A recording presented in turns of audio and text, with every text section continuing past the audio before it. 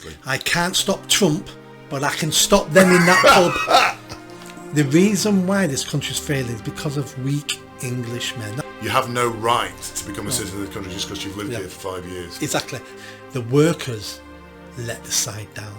So there's no point engaging with the workers anymore now because they don't know what's good for them. Only we know what's good for them. The interests of the rest of the world must at all times be valued more highly than British citizens because it's their turn. The SNP in Scotland were trying to do a deal with the Nazi Germany to say we will run Scotland when you invade.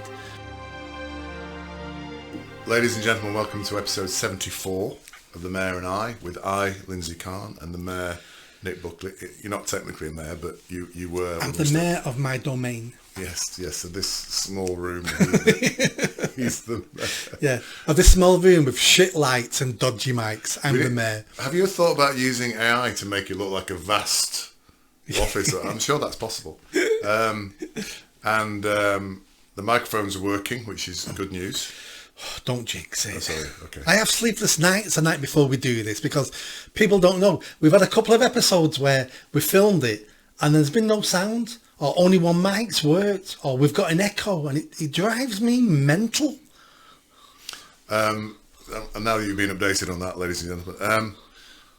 So if you like what you've seen today, folks, by the way, please thumbs up, subscribe, comment would be great. And Nick's book, we'll plug Nick's book, England, My England. Yeah, I've started my next book now, which is on Anglophobia. The working title at the moment is Anglophobia, the hate that won't go away. Yes.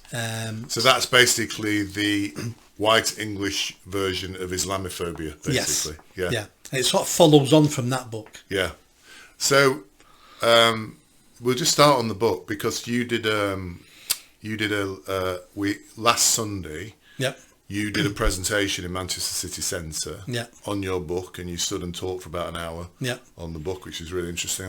I was there, as was quite a packed audience. I would say maybe 50 to 100 people were there. They were standing at the back, actually. Yeah. Nick. I was sitting down drinking beer, but everybody else was standing. What was really interesting about that, and I was quite shocked, during the presentation, there are some flats across from the room where we were at. We're at the top floor of a pub. I won't mention the name of the pub. One of your audience suddenly shouted out, "Oh, they've stuck up posters there," and there were two posters they stuck up in the window, obviously directed at you and us. Yeah. One said, "Bigots are weird," and the other one said, accuse us of being the KKK. CCC, so it's called it's Rob the Americans and your group, isn't it? It's called Cancelling Cancel Culture. And that's exactly what it is. It's a free speech group. Cancelling Cancel Culture, it said CCC equals KKK. So they were equating the room of people to the Ku Klux Klan. Yeah. Now, two things were wrong with that. Firstly, none of us were wearing white outfits with KKK hoods. And the second thing is there were about 4 Asian people, including myself. Yeah, black person. A black person as well. Some gay people. A number of gay. Which are the gay people? Oh, tell me after. Yeah, I know the gay because I've known them several years. Oh, right. Okay. I know the gay. That's obviously the circles you move in. Which is fine because I've got nothing against gay people. You just out yourself as a homophobe, didn't basically, you? Yeah, well, add it to the Anglophobia, and a number of gay people as well. Yeah. It was quite a diverse group in there. A communist. One of them's a communist. Yeah. Oh, one's a communist. Yeah. One of the ladies there is a communist. And I glanced over at the room, and there was only what I can describe as a young man in his bedroom in that flat. Could you see anyone in there? I saw a little bloke, a very small bloke with a beard. Oh, right. I couldn't see anybody. I just thought, how sad. It was surreal. It actually made me giggle. I found it really funny. I just thought how... And they were well done posters. Yeah, I thought how sad. It's a Sunday afternoon, so we're out doing things, being engaged, having a drink, chatting or whatever. He's sitting in his room, this little incel, spending ages doing his little posters, because they were quite well done, They were very well done. So Sunday afternoon, he's got the time to sit down, do his little posters, pin them up, and then stare across at us in the room who are actually doing something. I can't stop Trump, but I can stop them in that pub. And this really is the intolerance of the left, isn't it?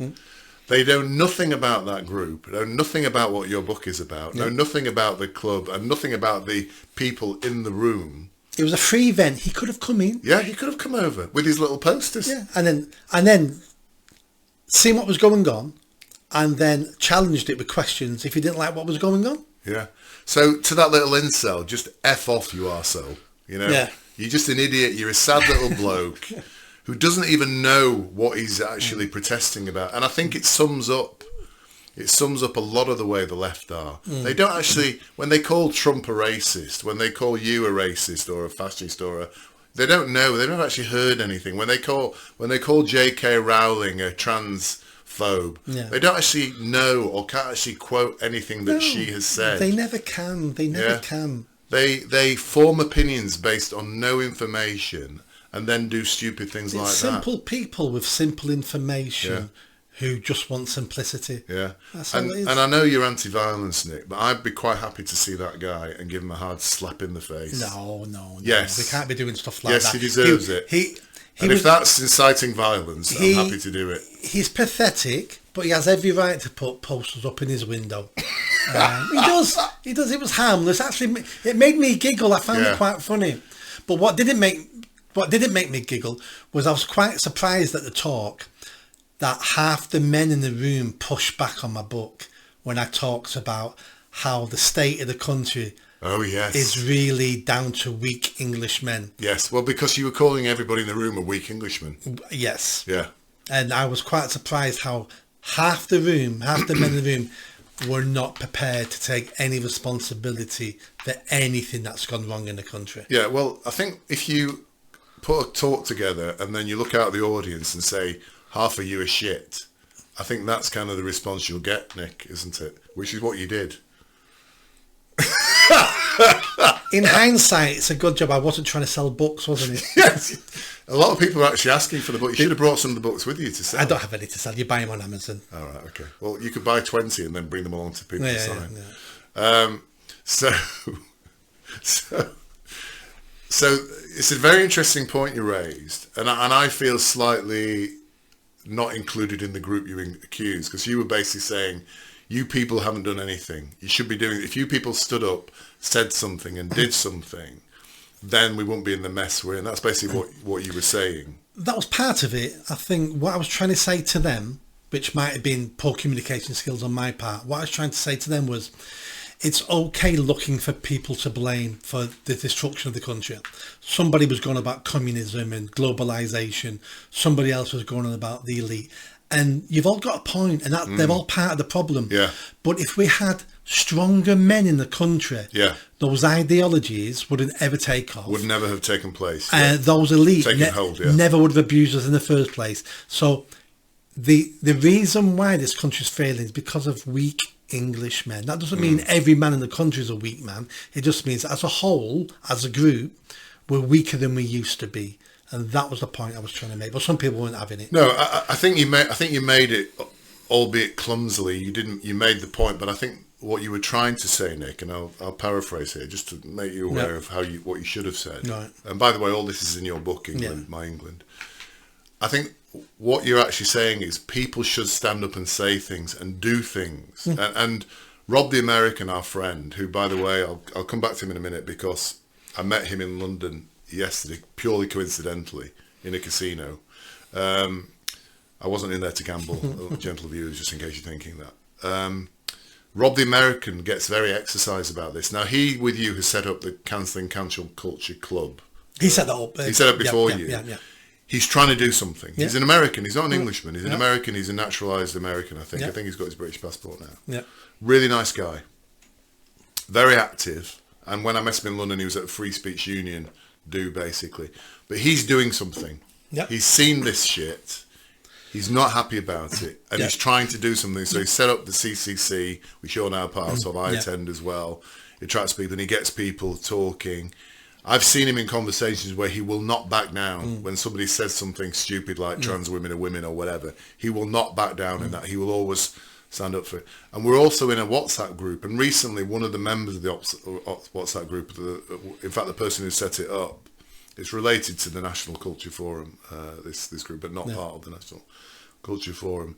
He was saying things like, oh, marches are no good, it's a waste of time. Will people never learn? And I sent him a list of marches, I think 7, I forgot to tell you about this, about 7 times, for example, in Sri Lanka, in various other places, where people have taken to the streets, and as a result they've overthrown their government. So it does happen, and it can happen, that protest, peaceful protest, can... I mean, Gandhi's a massive example of that. Peaceful protest can overthrow a regime, and whatever. So I sent him this list, and then he said, oh, well, where violence isn't involved.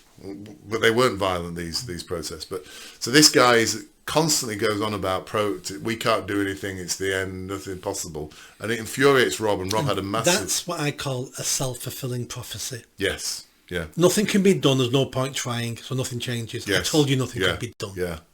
And I think that's the weakness of men you're talking about. That's exactly what you're describing. And I think you're spot on. I feel slightly virtuous here because I am doing one thing, and this is it. I'm sitting with you, we're talking, and we know that people are watching and hearing our views. So I think that point is very valid. But I want to move on to actually what happened in London and get your opinion on this, because there's 2 types of people here, which I think, and I'd like your thoughts on this, and I don't know if you cover this in your book, you may do. There are people who do nothing, but then there are people who actively betray as well. So the bloke we went to see in London was a chap called Graham Linehan, who is a writer, very famous writer. He wrote Father Ted, Black Books, The IT Crowd, and he's leaving England. So this do in London, hosted by the Free Speech Union, was a farewell to Graham Linehan. And he was on stage with Toby Young, and they were chatting. Really interesting, actually. Although there were a lot of boring people in the audience who, when asked to ask a question, instead made a statement. You know, I hate that. Yeah.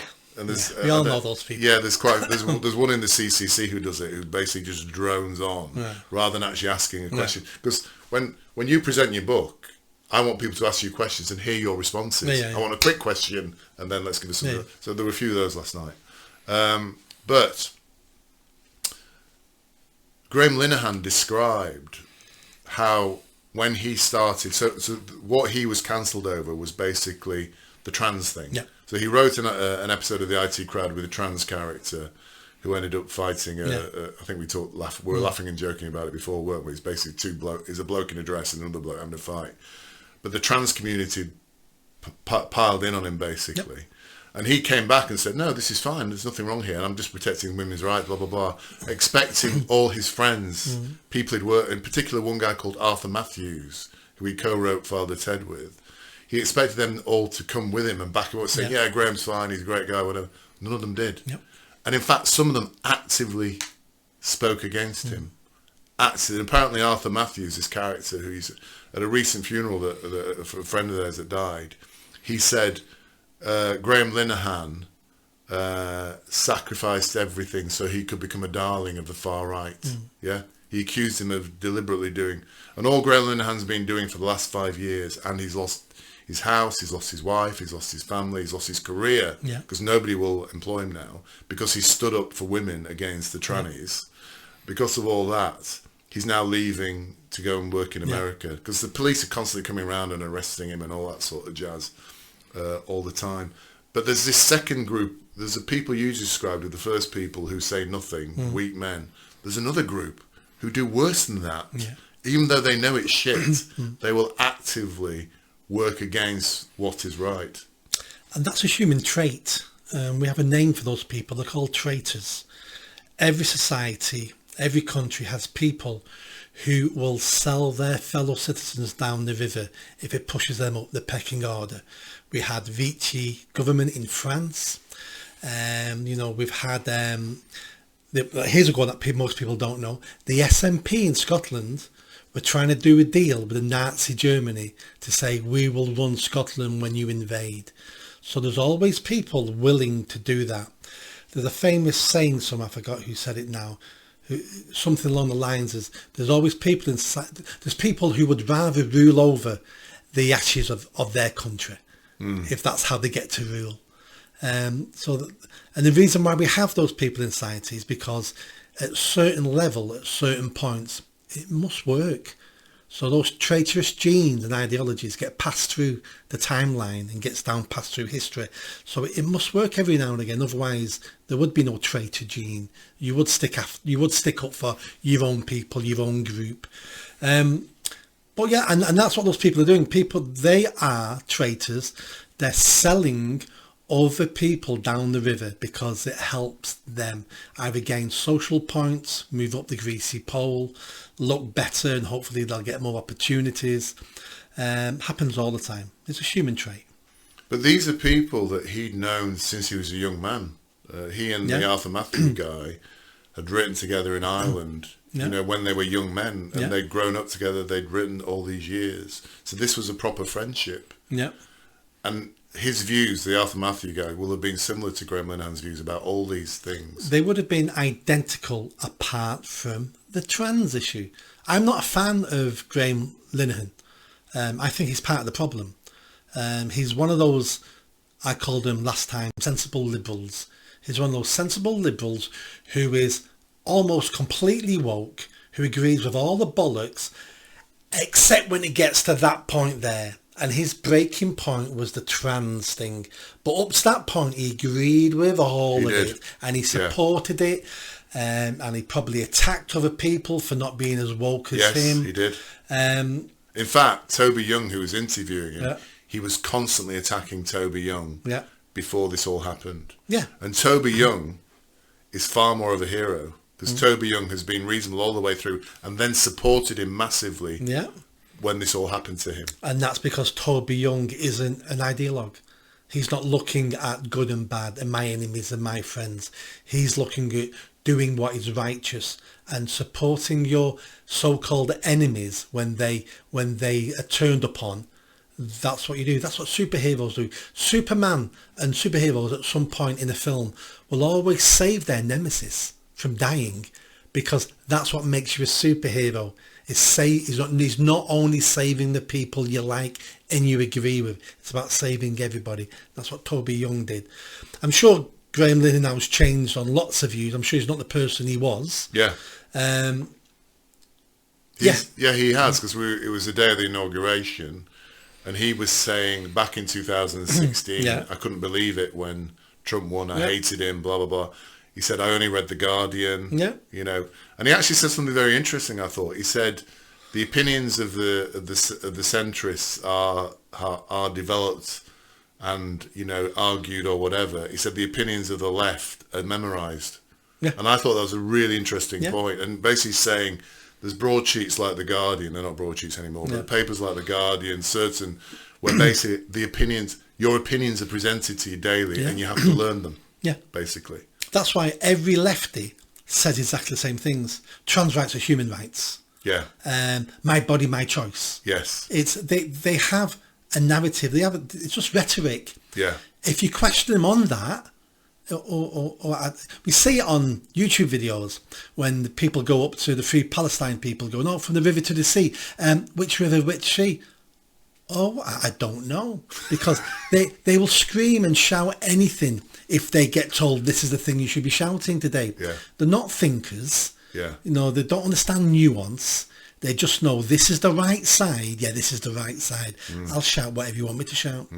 He was actually, and I know you're not a fan of his, but he was actually...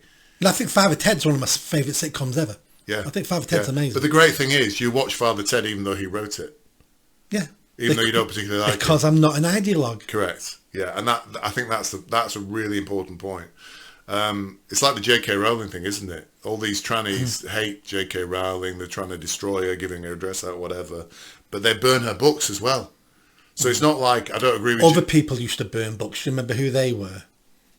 The Nazis. The Nazis. Yeah, because the Nazis is a National Socialist Party, isn't it? Yeah. They're socialists, aren't they? They're left wingers. People believe they're right wingers, but they're not. So so it's not like, I disagree with J.K. Rowling's views, but she's a good writer. Yeah. I disagree with J.K. Rowling's views, and I'm going to burn her books and try and stop other people reading her books as well. J.K. Rowling introduced reading to generations of young people Yeah. who weren't reading anymore. Yeah. I mean, just for that one thing, she'll go down in history as a fantastic woman. Yeah. Regardless of any of other beliefs. I'm just saying, for that one thing, getting young people reading again was an amazing achievement. Yeah.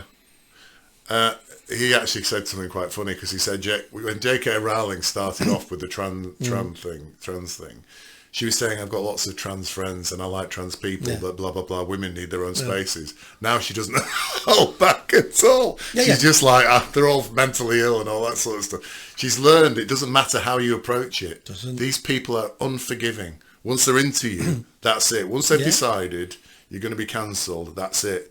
And Graham Linehan said that, my approach at the beginning was more, I tried to be moderate. He said, I realise now, once they've decided, you're going to be destroyed, basically. Yeah. And they all went for him, basically. Yeah. And it kind of destroyed his career. And that they treated him like that because he was an apostate.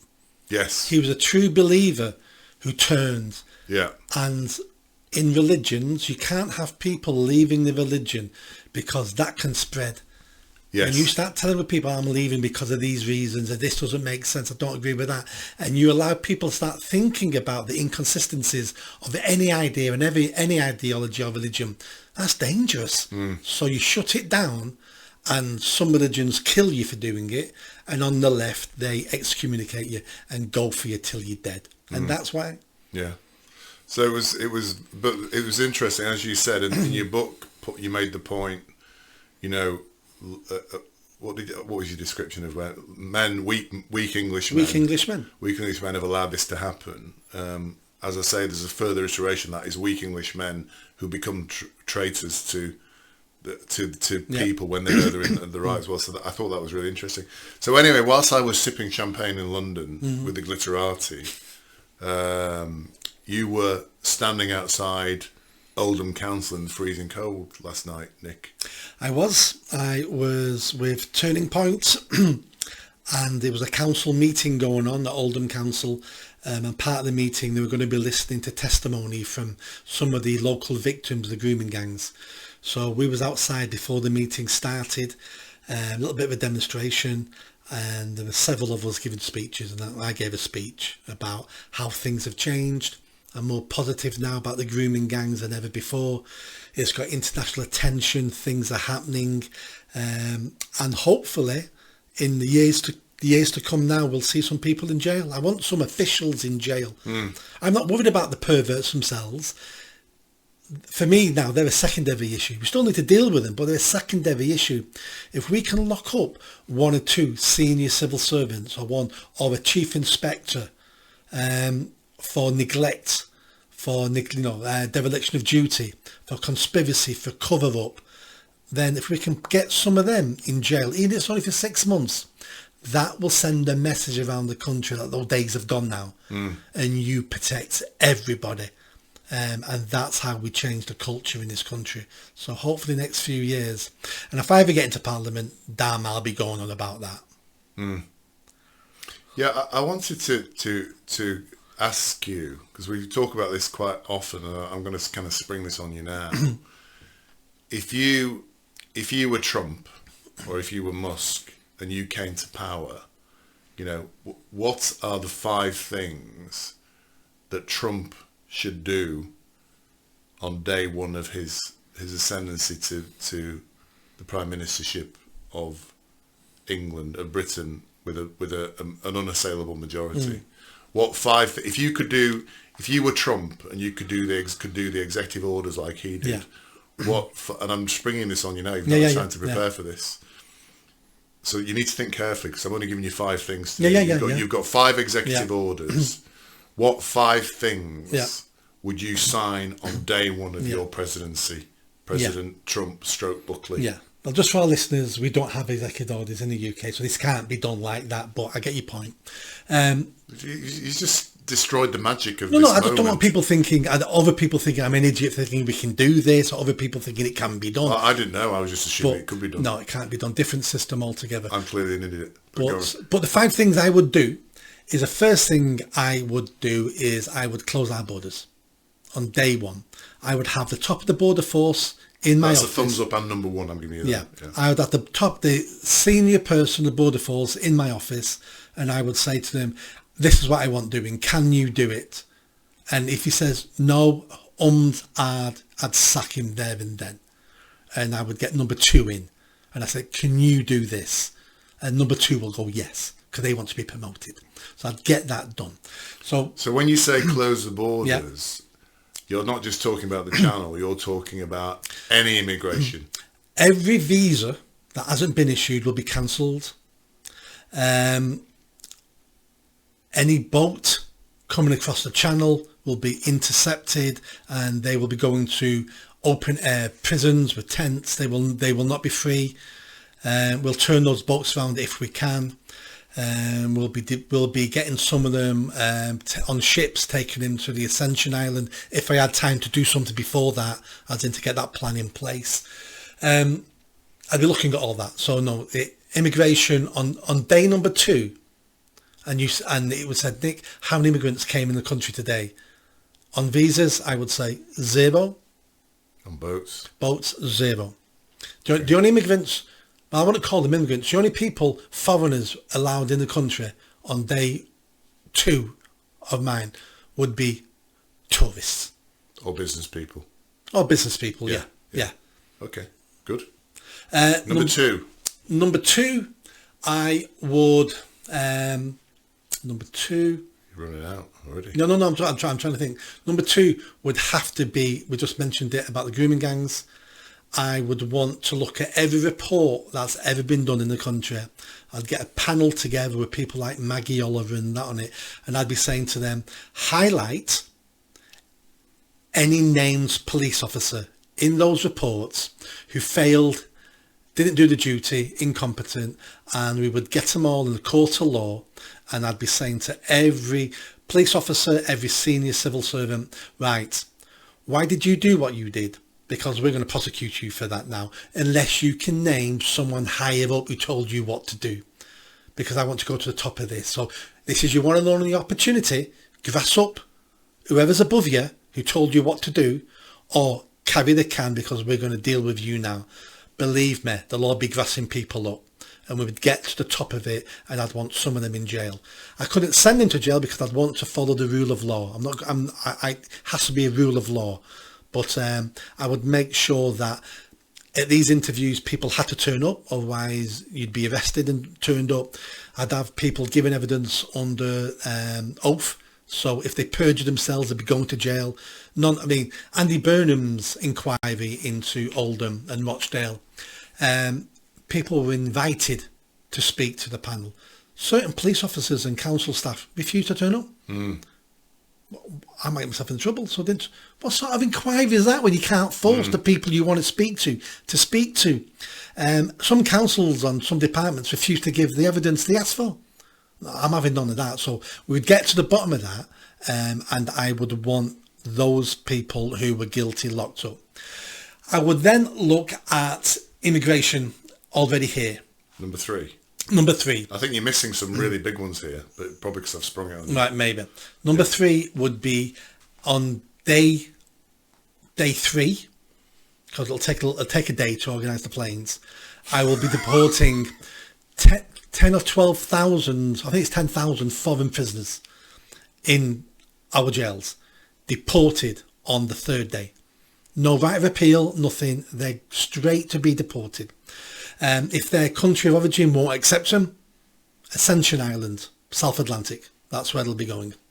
I would then be looking at every foreign criminal who's now not in jail. We're still on number 3? No, this is still 3. Right. So this is all about foreign criminals.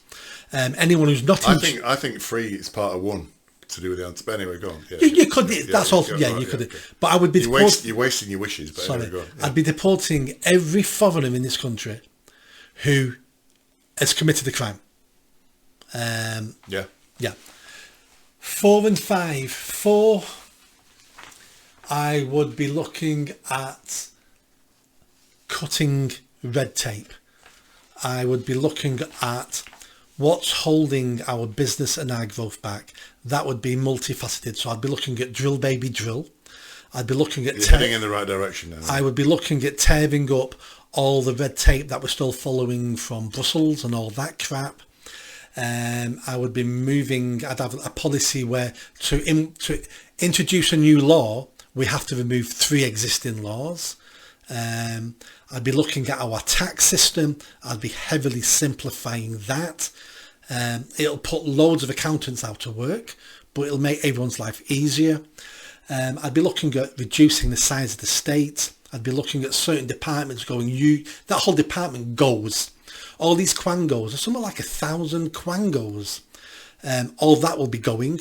And if those jobs need to be done, they'll be given to the minister in charge of, is it health, is it agriculture? Because we keep having these government ministers on government salaries, and all their decisions and all their work are being done by someone else who are not answerable to anybody. That all stops. So I'd be shrinking the size of the state. I would be making sure regulations are disappearing to help businesses, and that's what I'd be doing. That's my number 4. Number 5. Number 5. Number 5. While you're rooming out on number 5, shall I tell you the ones I would do? Yes. So one, and I haven't actually prepared for this either, but I've just been thinking, it's given me time to think while you were talking. One, I'd stop immigration. Yeah. And that would, same as you did, but I'd also include in that chucking the foreign criminals abroad and all that sort of stuff. Second thing is I'd stop net zero immediately. Anything associated with net zero would be cancelled immediately. Yeah. Any subsidies, anything like that would That comes under my shrinking the size of the state and get rid of all that crap. Yeah. Third thing is I would cut the civil service in half. Yeah, that comes under that. So as well. Under that, those 6 million public sector employees, I would reduce to 3 million people. Fourthly, I would stop all external funding going out to foreign countries, whoever that might be. And 5, I would leave all the international organisations. That's my number 5. As you're talking about... Exactly what and the one I'm missing there, I'd drill baby drill as well. I'd get that in there as well, basically. So those 5 things would transform this country. I would leave, and right. My number 5 would be leaving the European Court of Human Rights. Yeah. Leaving the UN Convention of Refugees. Yeah. Leaving the WHO. Which is what Trump has done, by the way. Sorry, I forgot to tell you. Yeah. I've read that. I'd be leaving all those international organisations that take power and responsibility away from Parliament. Correct. I want Parliament to be sovereign. Not because Parliament's perfect and not because they make the best decisions, but because we can hold those individuals accountable. Yeah. The days of there's nothing I can do about this because the EU made us do it. Nothing we can do about this because we've signed up to the United Nations Convention of Refugees. There's nothing we can do. No. All those days are gone. I want politicians to say, it's all down to me. Yeah. It's all down to me. Yeah. That's the sort of politician I would want. I would want the power, because with power comes responsibility. Yeah. With great power comes great responsibility. And I would want that. I cherish that because I know I could make good decisions for the country. But that power has to be limited with checks and balances, because everyone could become a dictator, an authoritarian. So we need those checks and balances. But at the moment, we've got the complete opposite. We've got politicians who don't want power because it leads to responsibility. And if you've got responsibility, you may be blamed at some point. They're the complete opposite. I would also do something that you've suggested. I think is a really good idea. Until you said it, I hadn't even thought about the ramifications of it.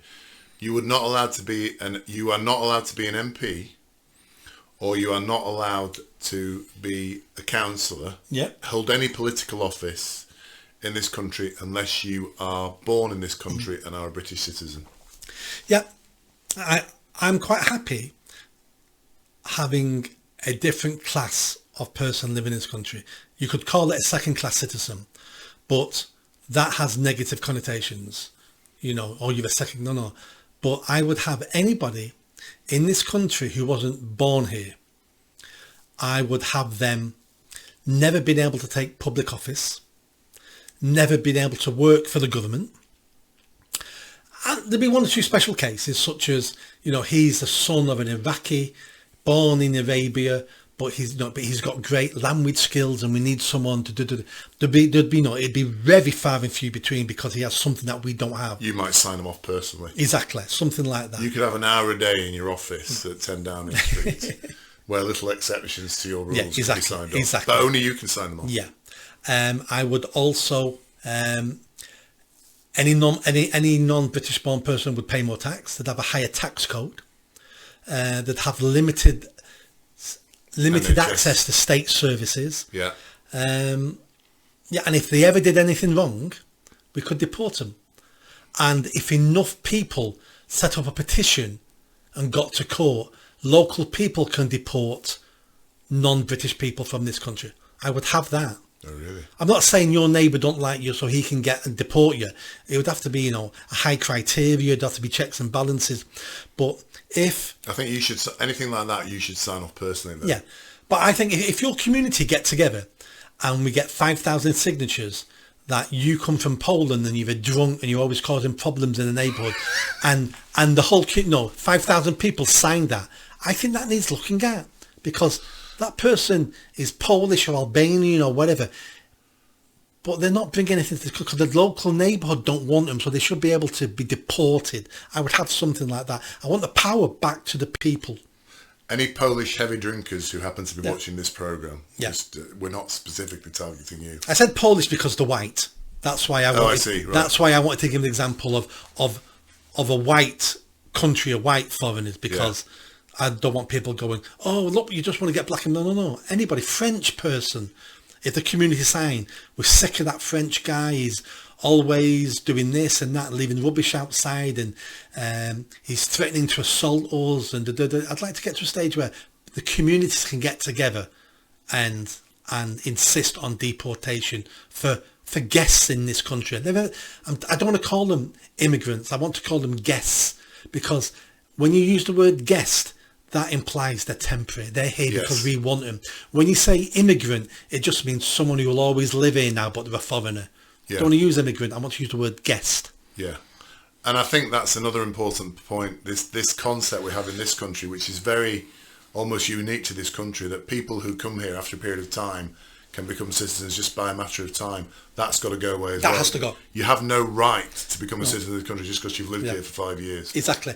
And your incentive is to be a good citizen so you can stay here. Yeah. And if you're a good citizen and you stay here, your children will be born British. Yes. That's your incentive.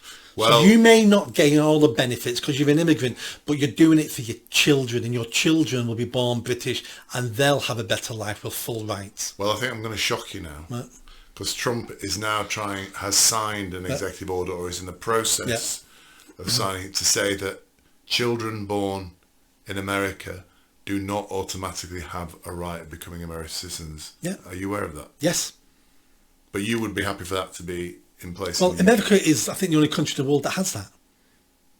What, to become a citizen? That anyone born in America is an American citizen. Oh, right. So we don't have that here We don't have that here, no. Right, okay, fine.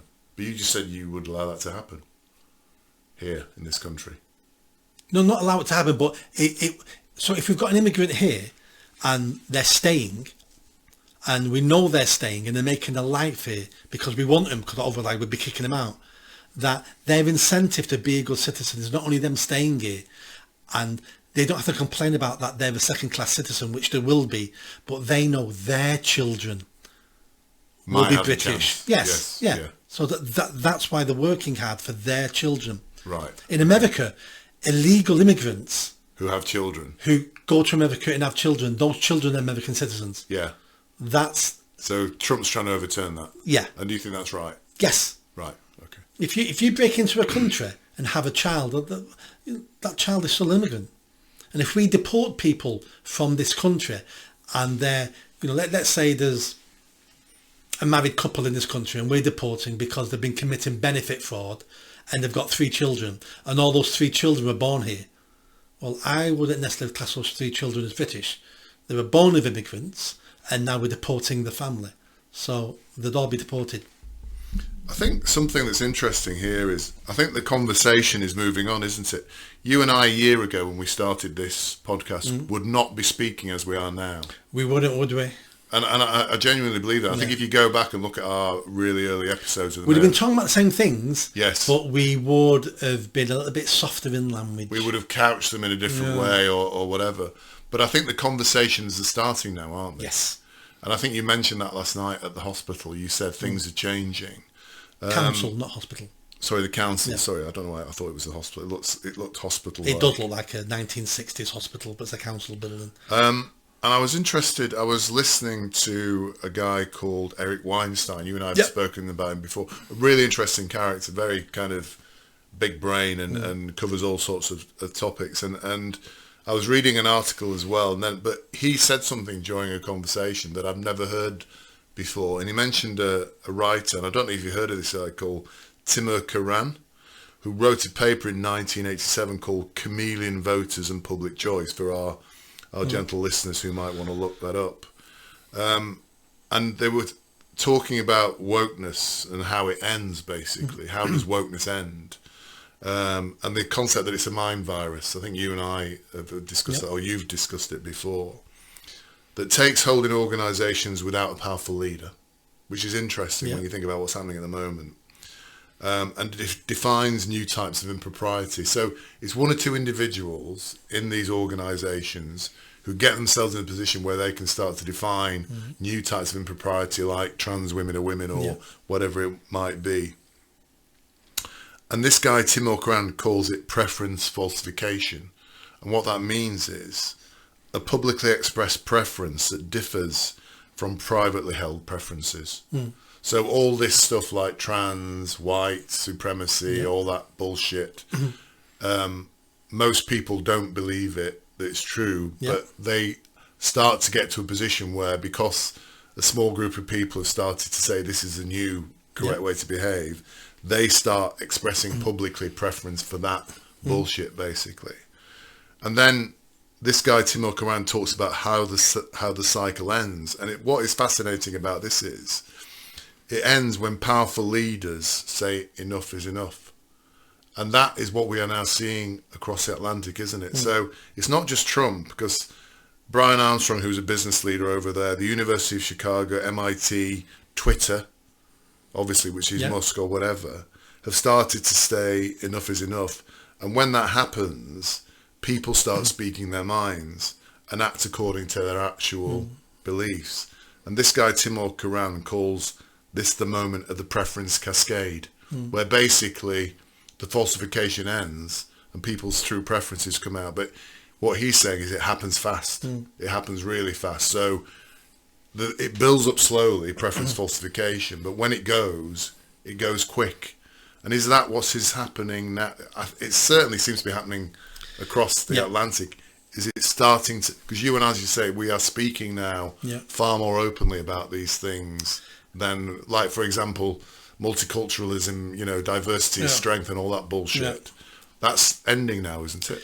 It is, but we've always known this was the case.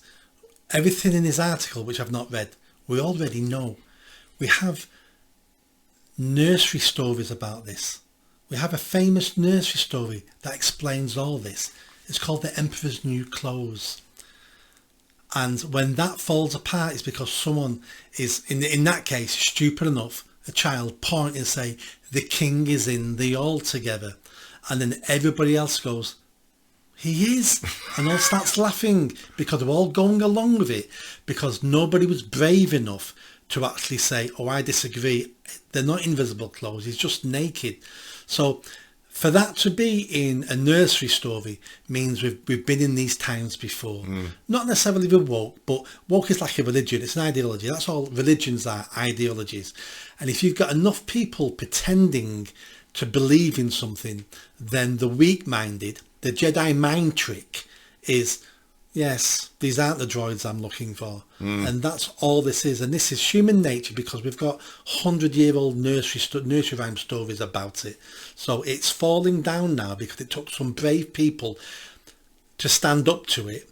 And once they've stood up to it, it gives other people permission for them to call out the lunacy, which then triggers more people. It's like one of those domino games where you knock over one domino and it just spirals out and everything. And once you've knocked over that first domino, it goes slow to begin with, but then it's like, oh, look, it's going, and that's what's happening now.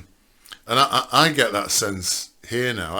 And I'm just wondering, am I getting the sense falsely? Maybe our listeners can let us know. But am I getting the sense falsely because I'm kind of in an echo chamber and I'm starting to believe my own kind of publicity about the fact it's moving fast, or is it? I mean, you said that last night in front of Oldham Council. Yeah. Is it moving fast now in this country? It's speeding up. We always need to be careful that we're not in echo chambers. So you're right in being wary about that. It's easy to listen to people who agree with you and then come to the conclusion everyone agrees with you. Doesn't work like that, but you're clever enough to know that. But things are speeding up. Just our conversations, the things we're discussing, the fact that the OBR keeps releasing stats that we go, can't believe they've released this. So that's speeding up. I think the history books will point, one of the instigators of all this, I think the history books will point to Twitter and Elon buying Twitter. Yeah. It took me a year or two to realise how important that was. Yeah. I didn't realise how important it was, but it really has been really, really important. It's speeding up. We can see it all the time. We can see it in mainstream media. We can see what Hollywood are doing. They're cancelling certain crap storylines, and it is speeding up. And I've said this to you before. It all started. Peak woke was the height of Black Lives Matter. Yes. And I think that was the peak. I felt a revolution was coming in 2020. I thought the state was going to come down. It felt awful.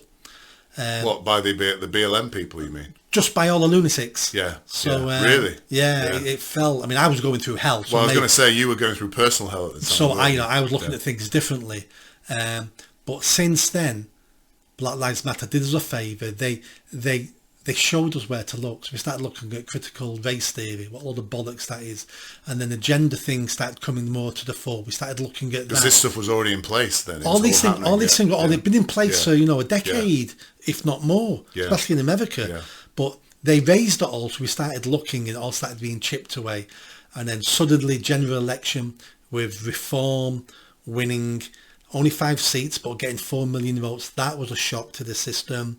Having, people like Reform now on the news more than ever before is helping them. And people in the papers seriously talking about Nigel Farage as the next Prime Minister. Exactly. So all those things that are changing, that wouldn't have happened a couple of years ago. Yeah. Then Trump winning. Yeah. So all these things are chipping away, and it's speeding up. And there was an article by Alistair Heath in the Telegraph, who I think is a really good writer. I don't know if you've read any of his work.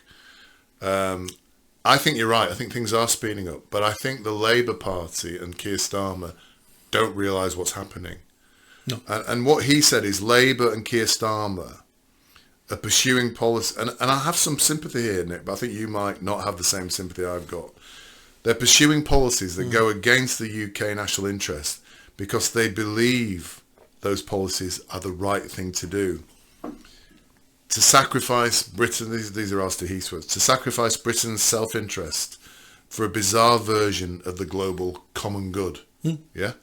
So put the interests of the rest of the world must at all times be valued more highly than British citizens because it's their turn. So it's the turn of the rest of the world. We've had all our good stuff. We've had our good times. It's their turn, and we're doing this for the global common good.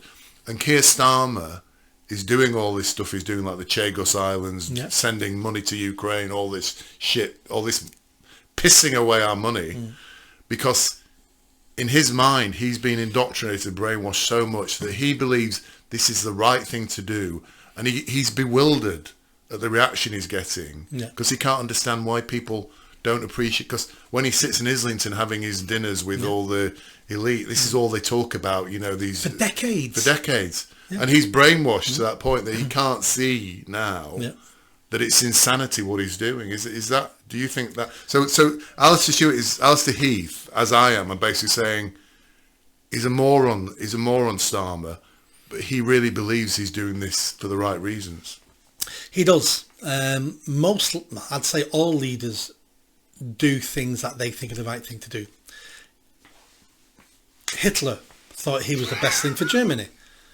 Stalin, Mao, Saddam Hussein, I'm not picking them because they did terrible things. I'm just saying they all thought what they were doing was best for their country and best for their own interests. And Starmer's doing exactly the same thing. We need to understand who Starmer is. Starmer is a Marxist communist. Communism is about world domination, about a world communist state. Because if we can have a world communist state, then we can equal things out and everybody will be equal. We don't have to spend money on war and competition because there's no need for competition because we're all one global nation and we'll live in this utopia where we can spend money on everybody will be equal and it'll be fantastic. That's what he's aiming for. He knows he's not going to achieve it because this is a big project, but he's bought into this project. So therefore, he's trying to support this ideology across the world. So part of it will be diminishing our standing in the world. Excuse me. Part of it will be virtue signaling to other countries because he wants something off them. So he's quite willing to give the Chagos Islands to Mauritius because China says that's the right thing to do and, we're going to help you. So he wants a vision of Britain that I don't want. So it's easy to look at him and think he's stupid, he's evil, doesn't know what he's doing. He knows exactly what he's doing. We just don't understand what he's trying to achieve. I just know what he's trying to achieve isn't what I want him to achieve. And we'll see where he takes us. But you're right, this isn't a new plan for him. This is, this will be a centuries old ideology. And he thinks, like every communist and every socialist, if I can implement it, it'll work this time. If I'm in charge, because I really understand this, then I'm not corrupt, I'm not evil. If I can implement it. And the trouble is with those people, if they mean it, they're normally the first people to be shot in the head. Because the ruthless guy is behind you and he kills you, then he takes over. Just like, Lenin and Stalin and things like that. That's what happens. So he's an ideologue. He may be harmless. He may not want to be killing people. But there'll be people behind him who will be more ruthless than him. Yeah. But do you think he's bewildered because he's doing this stuff? He's been taught for decades this is the right way to do it, that Britain deserves to give back now and all this sort of stuff. And I'm just doing that and I'm doing it in the right way, and I've been told. Do you think he's bewildered? Then the reaction is what it has been to him. No, I think he understands the reaction, and that's because the far right, the Nazis, the racists, they're Jewish shills, they're capitalists. And they're being funded by this organisation. They just want to keep the workers low. So these are the people he's fighting against. Hence why he can send some of them to jail as political prisoners, because it's people. He's looking at those people going, "You're the reason why we don't have a socialist utopia, because you're either evil or you don't understand it. But good news for you, I understand it. So I'm going to make you do what I want because I understand it, and I'm doing that on your behalf to give you a better life. You might not like it at the moment, but you will thank me because that's how amazing I am." And it goes back to what we talked about last week, wasn't it? He despises those people. Yes. Because they don't understand. They're embarrassment. Yes. The white working class to the socialists have an embarrassment for several reasons. The main reason is they never wanted a socialist revolution in this country. So we've been fighting one now for longer than 100 years in this country, and you've never wanted it. We had Russia revolution, we've had other countries in the world that went socialist and communist, but Western Europe never did it. The workers let the side down. So there's no point engaging with the workers anymore now because they don't know what's good for them. Only we know what's good for them. They do believe that. They do? They do believe that. I want to circle round now to a hot topic, and again, this must be something that he doesn't understand, which is the emergence of the inquiry. A billionaire across the pond starts to get involved in it, and we've now got this whole kerfuffle around the Pakistani child rape gangs, or the grooming gangs as other people prefer to call them. Now, as a result of that, the Labour Party have changed their position from everything's fine, nothing to see here, move along. It's because it's not gone away. So they've now changed it. So Yvette Cooper has now launched a national inquiry.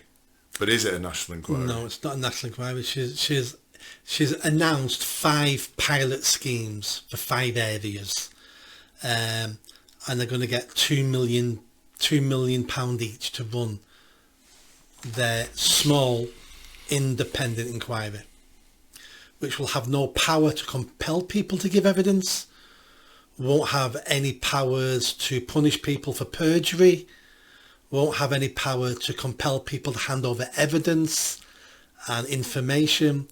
These are basically, it's a whitewash. It's to get rid of this issue that they're not going to allow inquiries. It's a waste of money, it's a waste of resources, and we can't let them get away with it. Do you think it will mollify people, that, or do you think they will? It will, a lot of people, because a lot of people don't look into the detail. Don't understand, yeah. And it's, we're getting an inquiry now. Yeah, what are you complaining about? We're getting an inquiry now. Yeah. I mean, I'm at a stage where I don't want an inquiry, even a national inquiry, because I've talked about before about the you want punishment, terms of reference, because who writes the terms of reference? Yeah. I would like... You want action. I want a Truth and Justice Commission with extremely large powers of arrest and perjury and compel people to turn up. Is that what they call a Truth and Reconciliation Committee? In South Africa, they call it. Is that a similar thing? Yeah, I want something like that, because when the state has been actively involved in the cover-up of rape and abuse and murder of hundreds of thousands of its citizens, you can't allow the state to investigate itself, just like you can't allow the councils to investigate themselves. You know, you don't mark your own homework. Yeah. So hence why we need something fully independent from government with far-reaching powers. That's what I want. So you're talking about a roving, proactive organisation that can make things happen, basically. That's what you're looking for. Yeah. So powerful it can call the Prime Minister to answer. That he has to turn up to give evidence if he gets called. That's how powerful I want it to be. That would be good. Yeah. I asked you to have a look at this because I literally haven't had time. Sadiq Khan was quizzed on the grooming gangs. Yep, I saw the video. So, I don't know what's happened here, Nick, but perhaps you would explain. I mean, Sadiq Khan, our favourite Pakistani, apparently he pretended he didn't know what a grooming gang was. Is that true? No.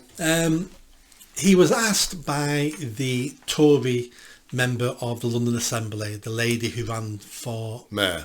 Yeah. Forgot her name now. She basically said to him, do we have any, this is virtually word for word, do we have any grooming gangs in London? And he said, and I'll explain why he says these things, but he said, what do you mean by grooming gangs? When you have men grooming... This is what she responded. Yeah, she responded. When you have men grooming young women with alcohol and taxi rides and stuff like that, and then abuse them and rape them, and he kept picking the words and going, well, what do you mean by that? And she said, well, you should know what I mean, because it's on the news. I mean that. I can't be any more clearer. And what he was doing... was trying to get her to say... the P word. Yeah. He was trying to get her to say Pakistani grooming gangs, and then he was going to go on a rant about racism and it's not Pakistan. And I've got figures here that most rapes are caused by white men. He was goading her, and she knew, and she kept refusing to use the word Pakistani. It made him look like an idiot. When I first started watching it, I was thinking, why aren't you using the word Pakistani? Tell him. And I thought, no. He was being smarmy. He had his answers ready to shoot her down, but she didn't fall for the trap. And he was basically saying, we don't have that issue in London. That's basically what he was saying. How does he know? He said, we basically don't have that issue in London. So how would you have responded to that question then? Would you have said Pakistani grooming gangs or Pakistani?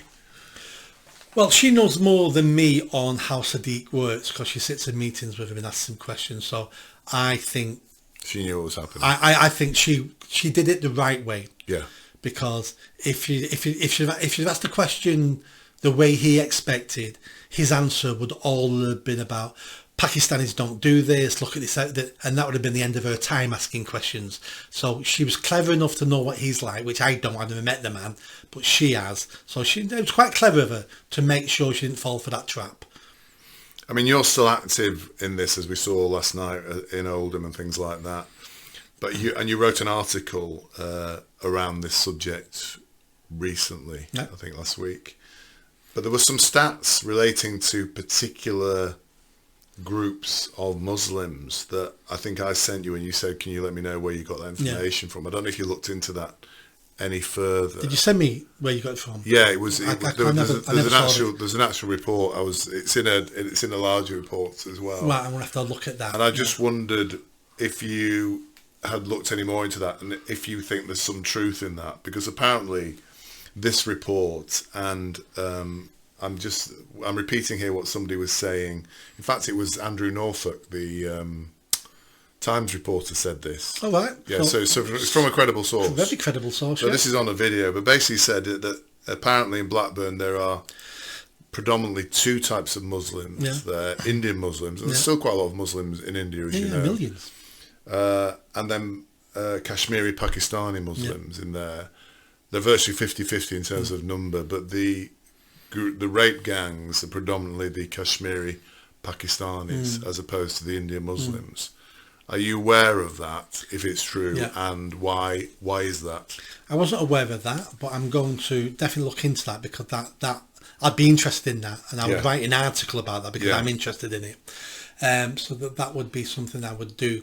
We discussed last time about the Pakistani culture, and I wrote an article on that a week or two ago, and that's all about, if you want to look at a culture, why they do certain things, you need to look historical. Have they always done those things? Where do those things come from? So Pakistan committed mass genocidal rape in the civil war they had with Bangladesh, or at least 250,000 Bangladeshi women were raped. And quite a few people are talking about that now on the social media, aren't they? About these these war. I think since you started mentioning it, I think people have started talking about it. Yeah, I mean, it's all online. There's a Wikipedia page on it. These aren't conspiracy theories. They set up human rights tribunals in Bangladesh to look into this. There's a horrendous crime. It was 1971. That's when this happened. So, and why did Pakistani soldiers go on these mass raping campaigns in Bangladesh? It was because in the mosques at home, the imams and the religious leaders were saying it's okay, because Bangladeshis are not proper Muslims. They're an underclass race. And because we're at war with them, their women are classed as war booty, and you can take war booty and rape them, because our prophet did that. 1400 years ago, he had sex slaves and he took war booty. So it's in their culture from that, where Indian Muslims, again, don't live in Pakistan, so even though they still have the same prophet and the same religion, it's just a different culture. It'd be I'm sort of guessing a bit here now, but I'm definitely going to look into that and write an article on it. Because if it's true, it's an indictment on the Pakistani community. Yeah. So, why is this Pakistani community, but in this town, half the Muslims are not Pakistani, and the vast majority of them have never been involved in grooming gangs. Why? But why would that be? Then this cultural, because it goes down more to culture than religion. Yeah. I think the Labour Party. By the way, I now call the Labour Party the Conservative. I call them the same thing, basically. Labour Party and Conservative. I call them the Uni Party. So when I talk about the Labour Party, I'm assuming I think they're trying to move past this grooming gang thing, but they're not getting past it, are they? Past it, no. So Keir Starmer tried to launch version 4 of his. He keeps relaunching the Labour government. And there's something quite interesting in this, because I don't know if you know, but he was talking about AI. Did you hear about this? Yeah. So he's kind of saying, just ignore all this stuff about Pakistani grooming gangs and Southport killer. Well, I'm doing a new relaunch. And I mean, he must have low intelligence that he thinks if he's talking about AI, that's going to fool people, and they're going to go, oh, AI, yeah, we're doing AI now, so that's okay, yeah. But it will fool some people. It gets in the mass media. People are reading that he's doing something about AI. Oh, that sounds clever, doesn't it? Yeah. So it's talking about AI, and he was saying this is reset for this is fourth iteration of his government, which and every time he reiterates, his popularity drops even more. So he said AI, and the reason I'm interested in this, and I think I'm the only person who spotted this, but I'd be interested in your view. He said it'll sort out missed appointments in the NHS. AI will sort all that out, and it'll sort out potholes. Right, somehow it's going to, it's not the fact potholes are being reported. The freaking councils are just doing nothing about it because they're bust, because they're paying everything out to their pensioners, and also deal with tax avoidance. But then he also said this, which I find incredibly strange, and I'll reference it in another minute. He said, "Never mind Luke Littler." Do you know who Luke Littler is? Darts player. He's a darts player. He's a 17-year-old darts player, world champion, a British hero, a young white English guy. Never mind Luke Littler. AI can be the best in the world at games in three better games in any other games within 3 days. I don't know where he gets these stupid statistics from. Now, the reason I'm mentioning it is because in a previous week, because we never managed to cover everything I note down, but have you heard of a guy called Adil Ray? He's on TV. Yeah, he's some crap Indian comedian who, like all these Indian comedians, are being promoted to be the main comedians because they're slightly brown or whatever. And he presents that thing at 6 o'clock on BBC One. Apparently, I don't watch the BBC, as you know, but is it called the morning or the afternoon show or the one show? The One Show. I've heard of the One Show. It's on at like 7 o'clock or something, and him and another arsehole presenter. Any presenters watching, I've called you arsehole, so you can say I'm turning off. Started slagging off Luke Littler, saying he was basically overweight, he's hanging around too much or whatever. So you get Adil Ray slagging off Luke Littler, and then you get Keir Starmer referencing Luke Littler, both in diminishing terms. This is an English guy, a young white English guy. He's the best darts player ever, British darts player ever. He's just won the World Championship, and he's 17 years old. Yeah. Now, going back 20 years, he would be feted, celebrated on all sorts of shows or whatever. Why are they doing this? The TV presenter never was said that about anybody else if he wasn't white, male, and British. That's the reason why he could criticise him. And was it a joke? Was he trying to say that? No, he was seriously saying, he needs to take care of himself. He's a typical darts player. He's eating too much and drinking too much and all that. So it was like serious. And the other presenter, I don't know who it was. I think it was a woman. I don't know. She actually said, well, "Why are you saying that?" And sort of tried to leap to his. He never really said that about a woman. Yeah. She's eating too much. Yeah. He'd lost his career over that. Yeah. So it's because you only can get away with it because it's a white man. Yeah. And so that, I don't understand why he did that. The AI one with Starmer I'm not sure if Starmer was criticising him or was he referencing because he's a white working class hero, so he's trying to get his name in there as if he's down with the kids and saying, but AI is going to be better than anybody. Yeah, he said, never mind Luke Littler. Yeah. AI can do more than that in 3 days' time. I think that's just his poor communication skills. I think Starmer was probably trying to reference him, thinking he's going to get some brownie showing points he's going to be trendy in the white working class community that he knows about darts players. I mean, I actually, my cynical mind here, because I've seen this happen twice now, my cynical mind here is, this is reinforcing the idea that white working class men are shit, and it's like, and we'll make sure, and it's like, oh, he's fat. One guy. The TV presenter, I would say, would come under that. Yeah. I think the Starmer one is just the incompetence of Starmer being a public speaker. Because this is a true British hero. This is a true English hero. Yeah. A young... World champion at 17. World champion at 17. He's a phenomenal... To do that at that age is absolutely unbelievable. Imagine the pressure and stress and but the natural ability he's got, you know, he should be applauded. But the only references I've seen from BBC and from our government are diminishing him. I was quite shocked. Never would do it on any other category of person. Yeah, I think that's it. I think Referencing someone's weight. I mean, that's anti-woke. Yeah. Referencing someone's weight. Yeah. Fat shaming. Yeah. Fat phobic. Yeah. I mean, he should be allowed to do that if he wants to do that. But I just think, why pick on him, who's basically a British and an English hero?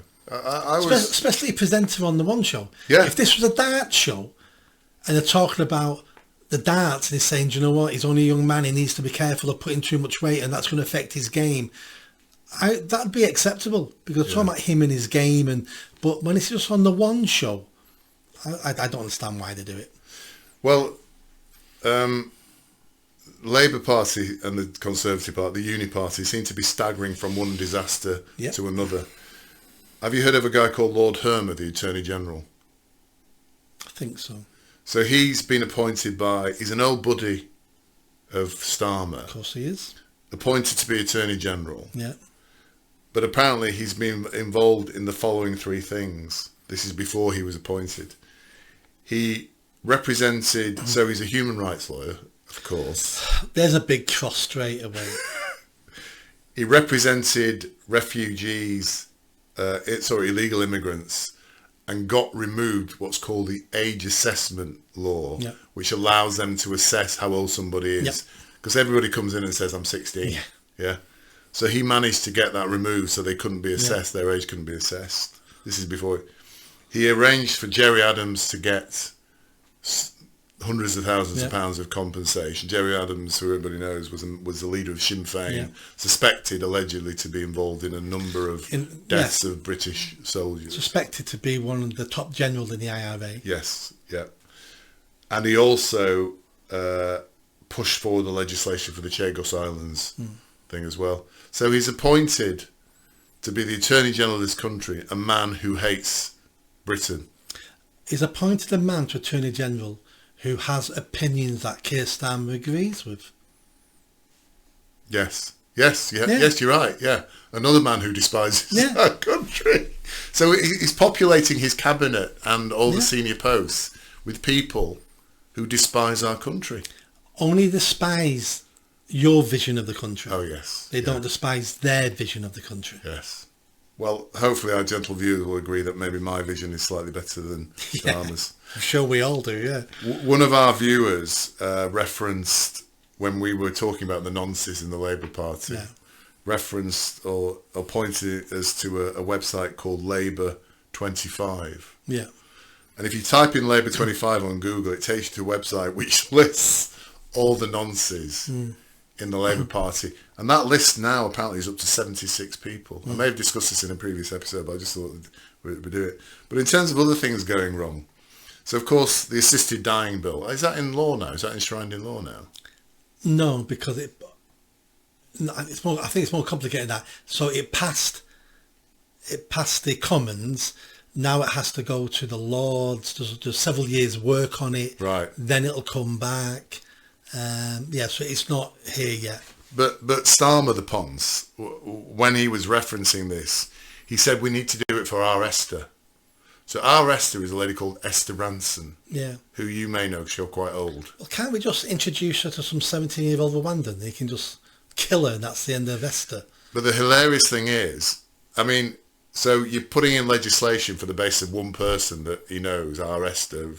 So she's not a political person, she's just some stupid presenter. Who's rich enough to fly to one of the countries in Europe to get it done. But the hilarious thing is, she was in the papers last week talking about a new miracle cure they found for her cancer, which means she's going to live for another 20 years. Oh, she's not allowed it. Not allowed it. No, I'm not having that. She's not allowed it. But the hilarious thing is, this proves the point why you shouldn't have assisted dying. Because she wanted assisted dying because she thought she was going to die within a year. Now they've managed to find, whilst she's been kept alive, a cure for her condition, which means she'll live another 20 years. And despite that, they're still carrying on. So it's kind of like, just no matter what they turn their hand to, they just make an absolute mess of it. How can it be a surprise that they're willing to bring in assisted dying when for the last 50, 60 years we've had mass abortions in this country. Yeah. If we're quite willing to murder 250,000 babies in this country every year, innocent babies who've done nothing, if we're quite willing doing that, then letting old people or killing old people or dying people, killing them, is absolutely nothing. We don't value life anymore now.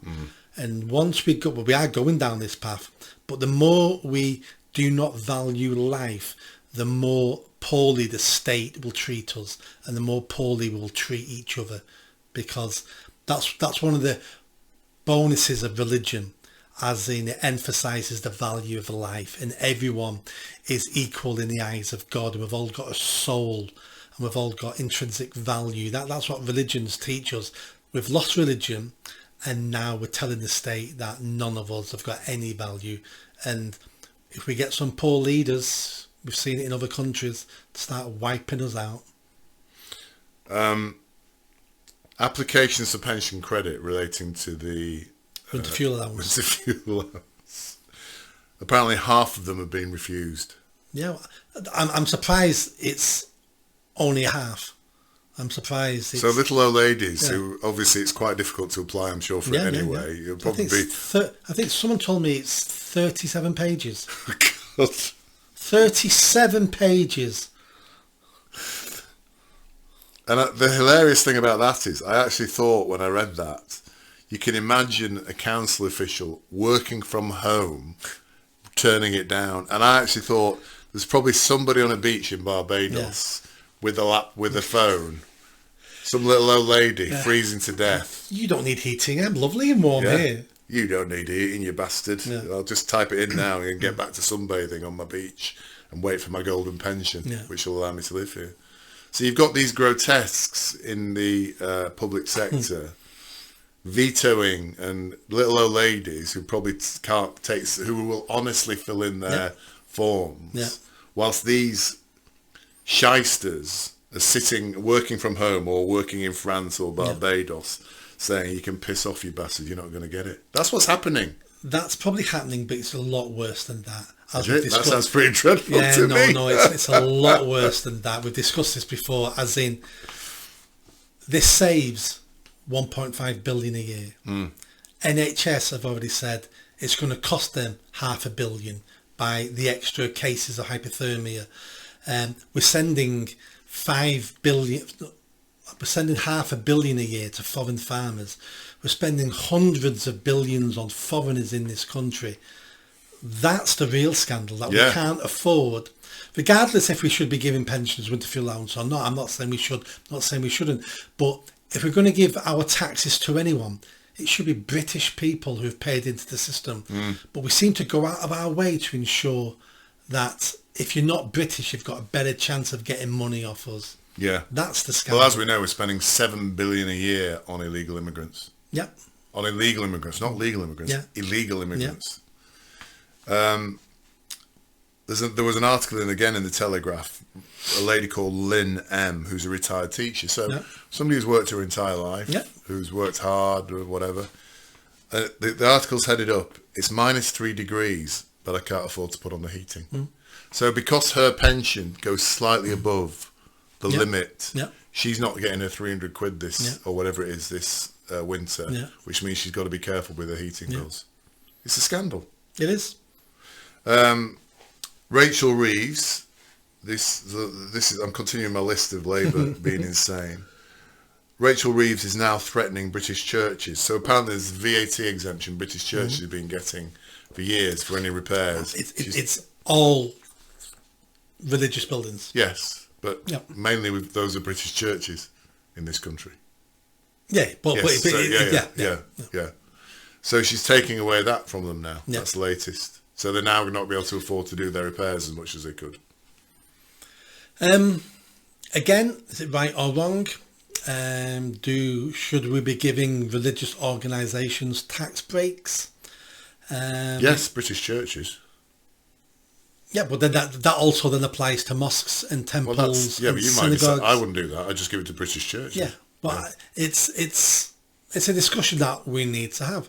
But she's that desperate for money because it's all going wrong. Yeah, but that's just a shit way of making money. She needs every penny she can get on. She could halve the public sector. She'll have all the money she needs. She can't do that. Because they're her voters. Yep. And finally, Starmer went to Poland to meet Donald Tusk, who talked about the reunification of Britain into the EU. Right. And then just to top it off, he then went and posed in Auschwitz. Yeah, I so mean... he didn't just go to Auschwitz I know his wife's Jewish. Yeah. He didn't just go there to say, I'm going to have a look around because I'm interested. He actually had a lot of photographs taken. Yeah, I mean, this isn't the first time. There's dozens of politicians who have done this, and they've all been slated. This makes me ask that question again. Where are his advisors? The same thing happened when Nicola Sturgeon went and did the same thing. When there's been loads of politicians who have done the same things.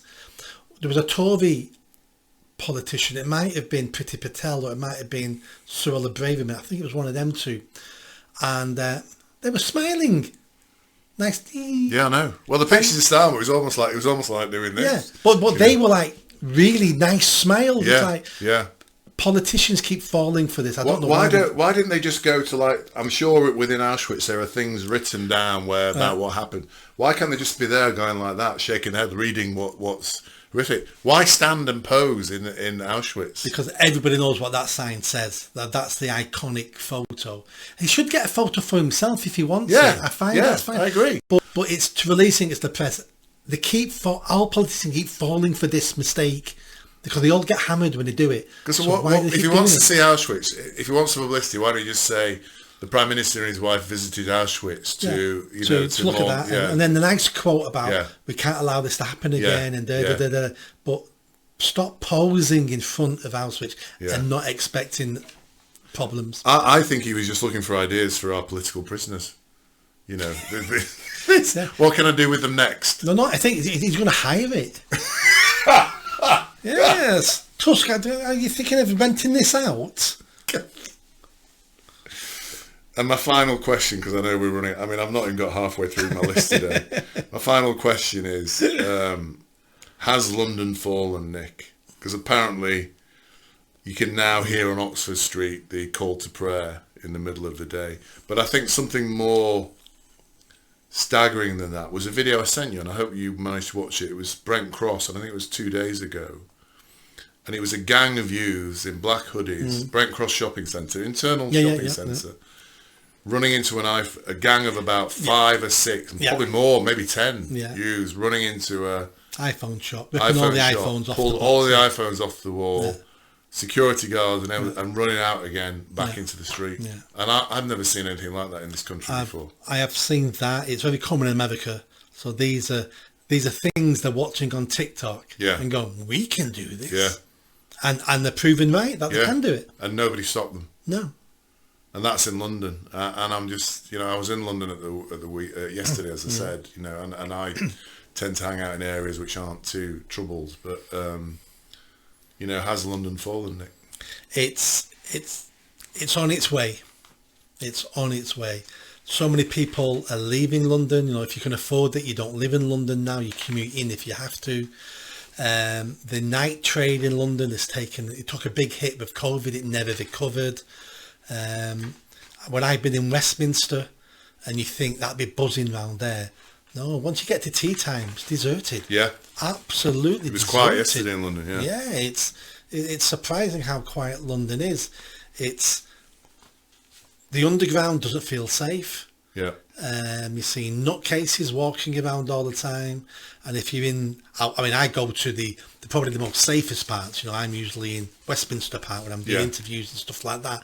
But when you're going out into the urban areas, they're run by gangs of drug dealing. Kids are being stabbed every day. It's falling.